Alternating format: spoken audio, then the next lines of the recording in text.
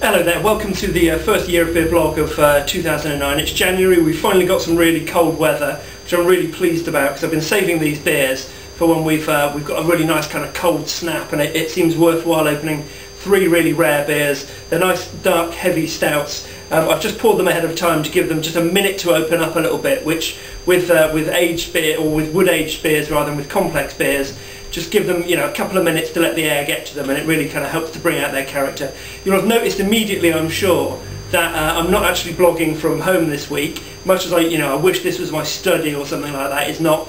This is actually the shop that I run in Headingley in Leeds in the UK. As you can see, it's a specialist beer store. We've got Belgians all round, some Germans here, lots of British beer here that you can't see. It's called Biarritz. It's a great specialist beer store, about 550 specialist beers. Anyway, plug over. Let's crack on with these beers. I'm really excited about trying them. So the first one, Ola Dubh 12-year-old from Harviestoun. It's based on their old engine oil. It's been aged in whiskey casks, Highland Park whiskey casks. So this has been aged in you can see on the front there, the 12-year-old. Going to move on to the 16-year-old, and then finally the big daddy here, the 30-year-old whiskey cask. So let's give it a bit of a swirl. That's nice, you immediately get the kind of the roast, the dark malt, the chocolate, the coffee notes. There's also a kind of slightly savoury edge to it as well. A slightly sort of meaty quality, which doesn't sound very appealing, but in some dark beers it works really well. There's a kind of almost like charred meat, a meaty smokiness to it.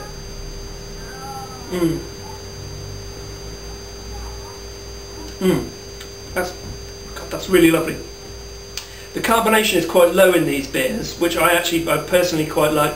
Carbonation is the thing that really affects how a beer is perceived.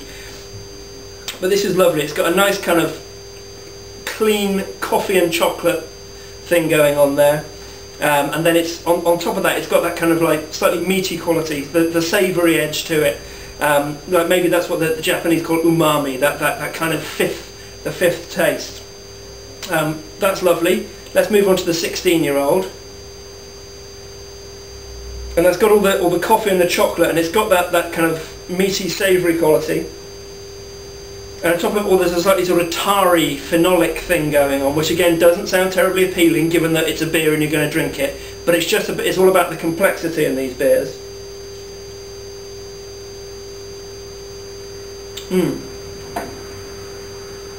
That's good, as you might expect. Again, like a little bit of a step up.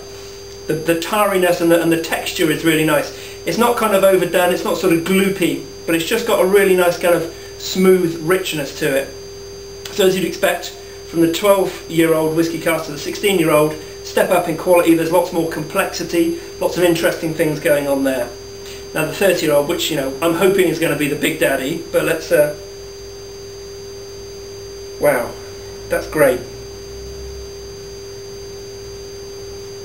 Again, big step up in what's going on in the glass. So you've got the savoury, you've got the chocolate and the coffee, and you've got the savoury edge, and you've got the tarry quality, and then right on top of it all, there's a really kind of plush, sort of sweet vanilla edge to it.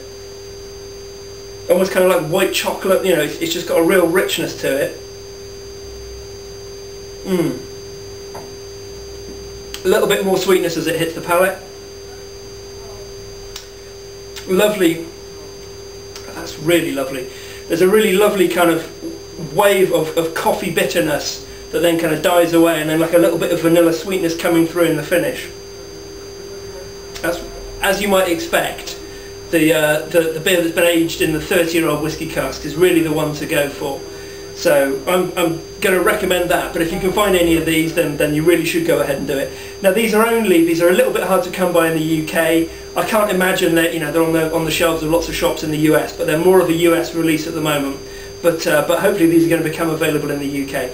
Now it's a tragedy, but I'm not going to get to drink all of these.